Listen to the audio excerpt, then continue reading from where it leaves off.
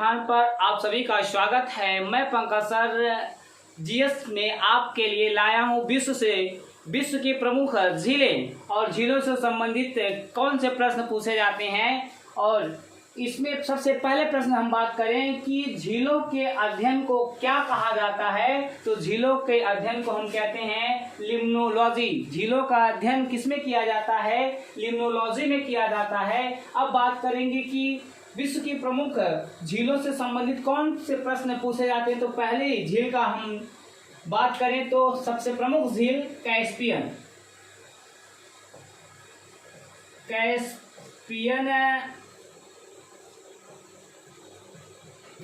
सागर। Caspian सागर क्यों कहा जाता है? क्योंकि क्षेत्रफल इसका बहुत बड़ा होने के कारण इसको कैस्पियन सागर झील के नाम से भी जाना जाता है।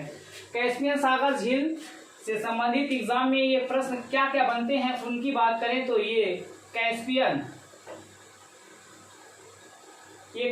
सागर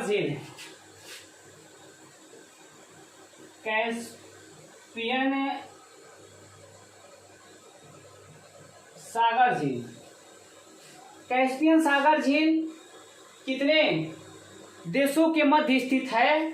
तो ये इसके ऊपर एक देश पड़ता है जिसका नाम है रूस। उसके बाद एक और देश है जिसका नाम है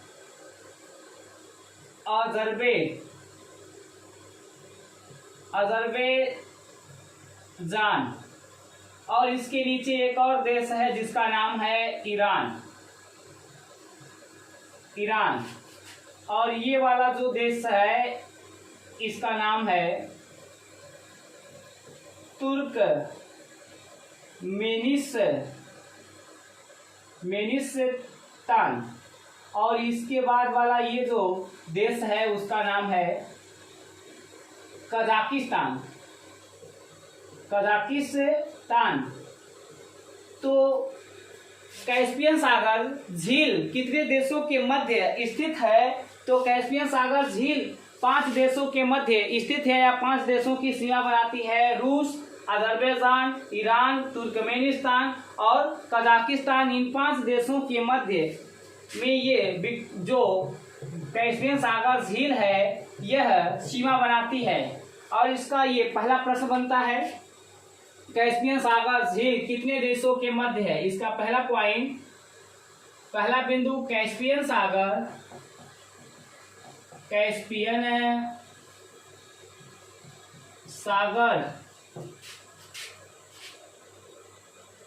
कितने देशों के मध्य स्थित है? तो कैस्पियन सागर झील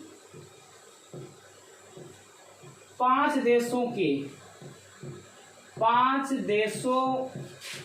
के मध्य, जिसमें पहला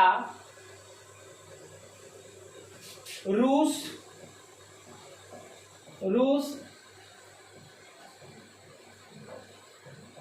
अजरबैजान, ईरान,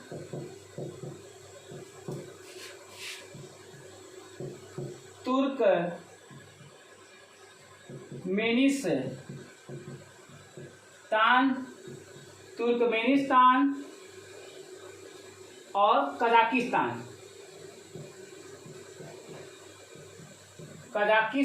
इन 5 देशों के मध्य स्थित है या सीमा बनाती है। अब इसका दूसरा तथ्य क्या बनता है कैस्पियन सागर को लेकर? तो क्षेत्रफल की बात करें तो यह विश्व की सबसे बड़ी झील है। यह विश्व की सबसे बड़ी झील है। विश्व की सबसे बड़ी झील है। तीसरा प्रश्न इसका बनता है कि इस झील का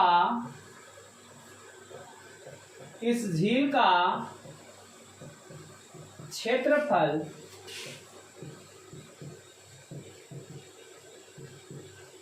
राजस्थान के क्षेत्रफल से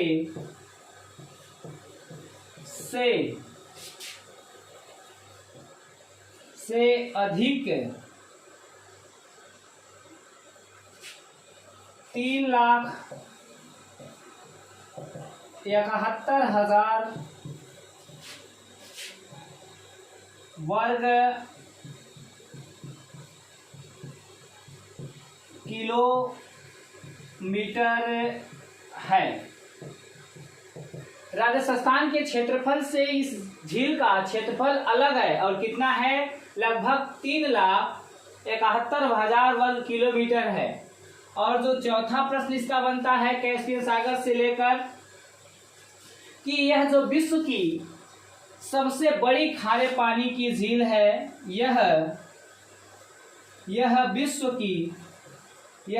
की सबसे बड़ी खारे पानी की झील है। इसमें खारेपन की मात्रा कितनी है इसके जल की, तो 140 ग्राम प्रति हजार इस जल में नमक की मात्रा है।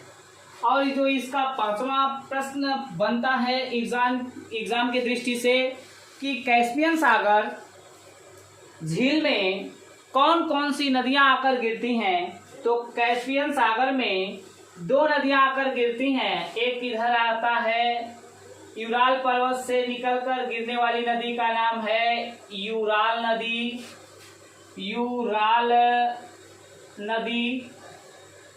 और एक नदी वल्दाई की पहाड़ी से निकलती है जिसको कहते हैं